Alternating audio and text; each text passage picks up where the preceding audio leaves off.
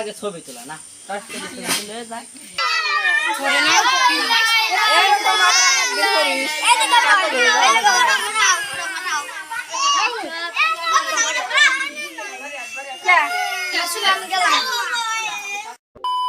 আসসালামু আলাইকুম everyone, welcome back to my channel. আজ আমি আপনাদের দেখাবো গ্রাম বাংলার ছোট ছোট শিশুদের মুখে কিভাবে হাসি ফোটানো যায়। তো এই ছোট ছোট বাচ্চাদের মুখে হাসি ফোটানোর জন্য আমরা ছোটখাটো একটি পিকনিকের আয়োজন করেছি। আশা করি আপনাদের কাছে ভালো লাগবে। আজকের রান্নাটি করেছি আমি এবং আমার আম্মু দুজনে মিলে। এখানে দিয়ে দিয়েছি পেঁয়াজ কুচি আর দিয়েছি কিছুটা কাঁচামরিচ ফালি। এগুলো দিয়ে আমি একটু লবণ দিয়ে নাড়তে থাকবো।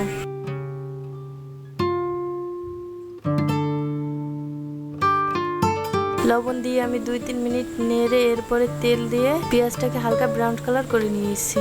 এর ভিতরে দিয়ে দিব রসুন বাটা 4 চা চামচ, আদা বাটা 3 চা চামচ, জিরা বাটা 2 চা চামচ দিয়ে নেড়ে নিবে আম্মু। আর দিয়ে দিবে একটু তেল, আর দিয়ে দিবে স্বাদ মতো লবণ, আর দিয়ে দিবে 1 চা চামচ লাল মরিচের গুঁড়ো। এগুলো দিয়ে ভালোভাবে নেড়ে একটু কষিয়ে নিবে।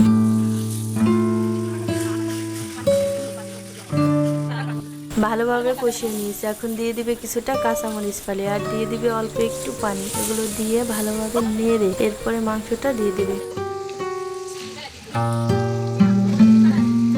মাংস দিয়ে ভালোভাবে নেড়ে এবার ঢাকনা দিয়ে রেখে দিবে। আর এখানে নিয়ে এসেছি আমি প্রাণের বিরিয়ানি মশলা।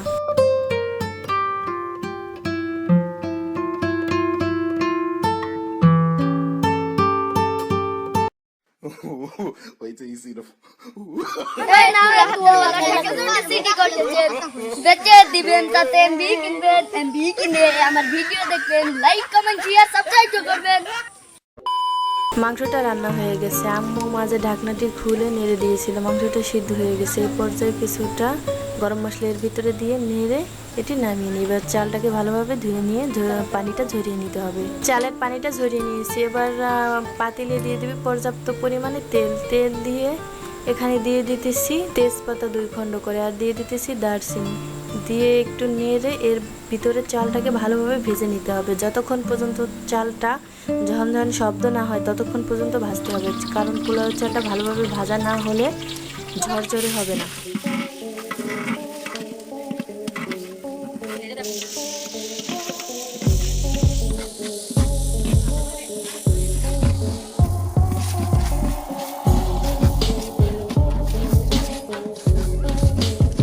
আমার চালটা পারফেক্টভাবে ভাজা হয়ে গেছে। এবার এর ভিতরে দিয়ে দিব পানি।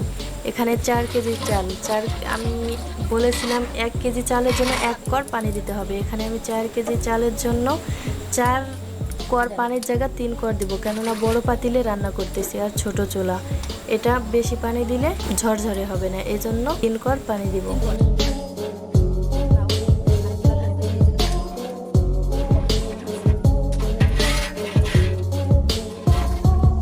এবার চুলার আঁচটা বাড়িয়ে জাল করতে হবে বলক আসা পর্যন্ত। আর আম্মু উপরে ঢাকনা দিয়ে রেখেছিল।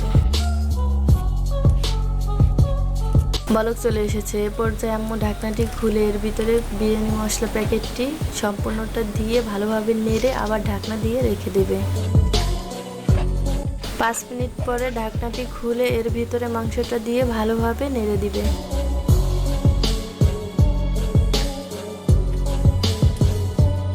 এবার আম্মু আরও কিছুটা লবণ এর ভিতরে অ্যাড করে দিতেছে। এবার ভালোভাবে নেড়ে ঢাকনা দিয়ে রেখে দেবে।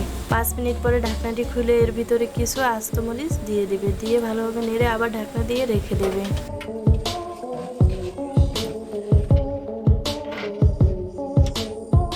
এবার ঢাকনাটি খুলে ভালোভাবে নেড়ে নিবে। দেখুন বিরিয়ানিটা রান্না করা হয়ে গেছে কতটা সহজেই। তো আমার বিরিয়ানিটি রান্না করা হয়ে গেল। এবার বাচ্চাদেরকে দিয়ে দিব। তো এভরিওয়ান, আজকের ভিডিওটি আপনাদের কাছে কেমন লাগছে অবশ্যই কমেন্ট করে জানাবেন। ভিডিওটি ভালো লাগলে অবশ্যই একটি লাইক দিবেন। আর আপনি যদি আমাদের চ্যানেলের নতুন দর্শক হয়ে থাকেন এখনই সাবস্ক্রাইব করে পাশে থাকা বেল আইকনটি প্রেস করুন। আর আপনি যদি এই ভিডিওটি ফেসবুক থেকে দেখে থাকেন তাহলে এখনই ফলো করে রাখুন আর শেয়ার করে দিবেন। তো দেখা হচ্ছে টিআরএস কুকিং হাউসের নতুন কোনো ভিডিওতে। আল্লাহ হাফেজ।